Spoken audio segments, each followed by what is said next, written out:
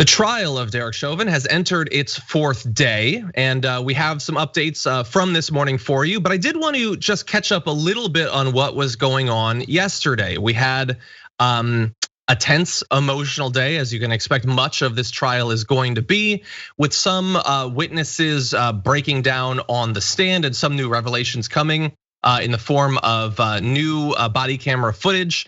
And so I want to start off with one of the witnesses, Charles McMillan. Here is a bit of what happened yesterday. Mr. McMillan, do you need a minute?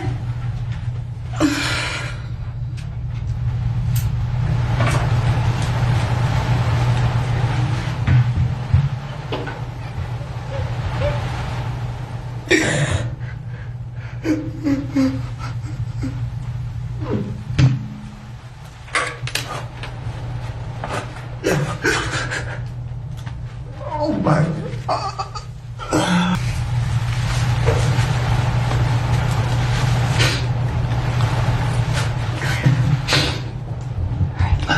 You okay?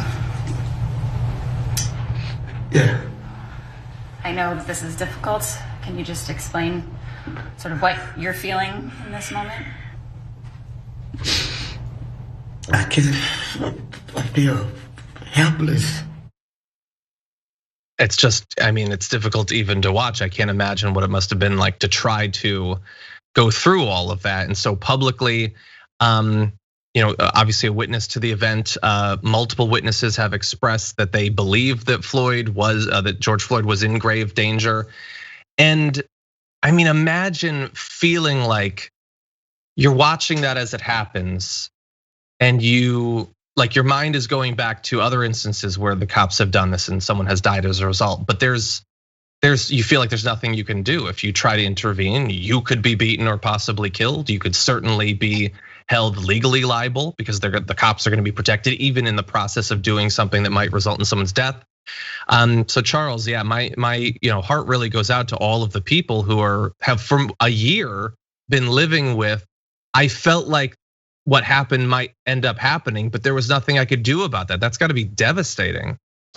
John, there is a lot to unpack here from the micro level of what we saw with that individual witness all the way to the macro level, because you just said something that I thought was important. You said, my heart goes out to everyone who has been experiencing holding on to those feelings of helplessness for the past year.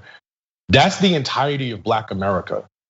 Mm-hmm. Like on a macro level, that is the entirety of Black America that you just described, that has held on to that racial trauma that resulted from watching that, whether they were actually there in person, mm-hmm. or whether they were forced to watch that video because it popped up in their social media algorithms, or because it was just something that people were talking about. And so it's really important, beyond the X's and O's strategically of what we've seen from both sides of the attorneys, and we'll get into that in a moment. It's really important that our audience, particularly our audience that are non-Black, understand that feeling of helplessness isn't just limited to that witness. It isn't just limited to Charles McMillan.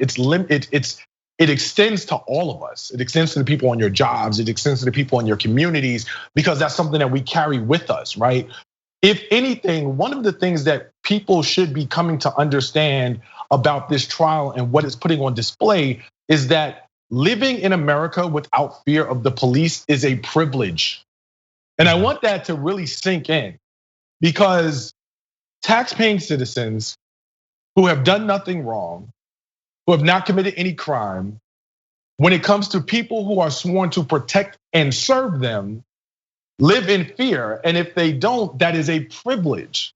That is bearing really, really strong consideration when you talk about what's going on in this trial. And I think a lot of it was put on display on a macro level with respect to this particular witness. Now, as you drill down on a micro level, we have to think about where this gentleman is positioned. He's 61 years old, I believe, which means that he was born pretty much on the tail end of where civil rights in the traditional sense, those gains were made in America.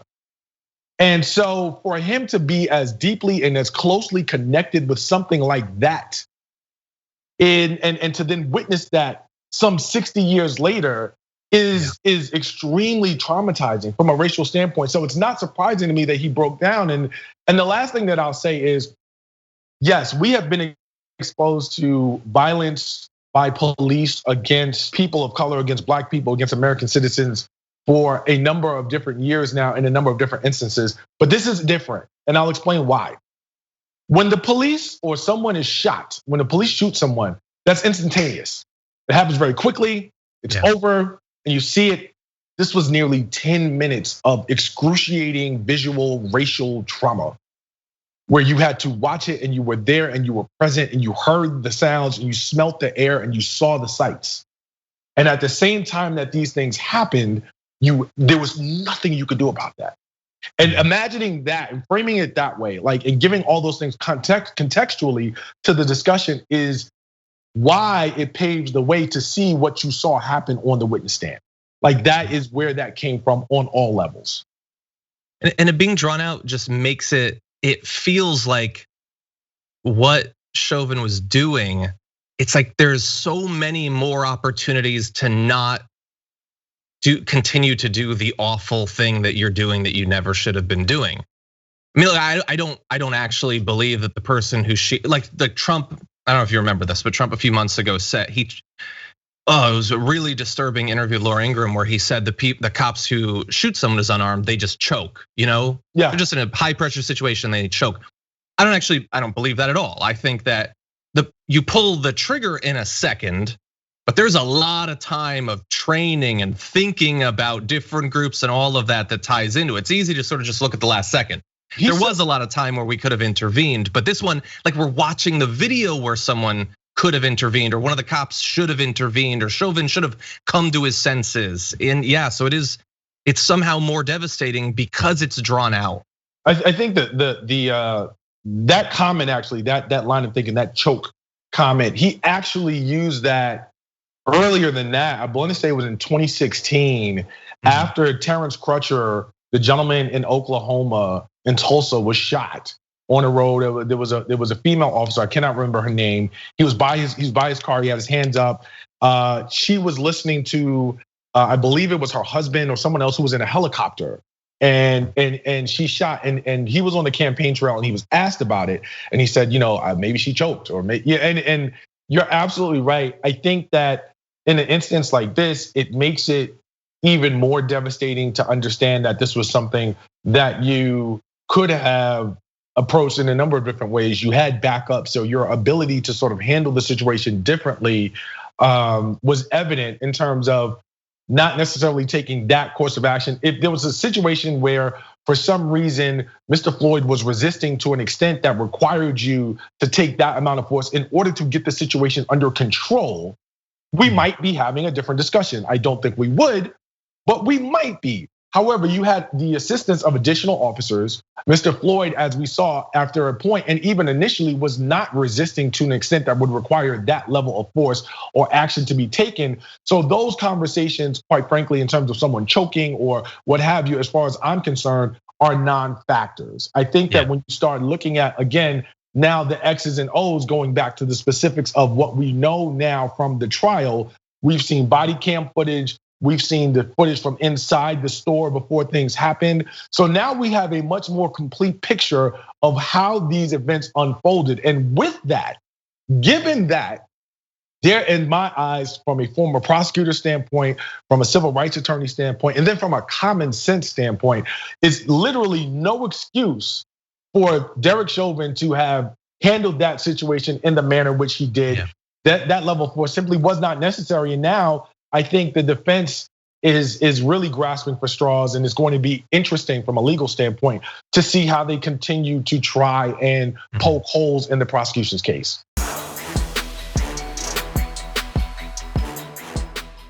For more political news, breakdowns, interviews, stories of activism, and me trying my hardest to care about the occasional big celebrity news story, subscribe to our YouTube channel at youtube.com/The Damage Report. And you can ring the bell wherever it is so you don't miss anything.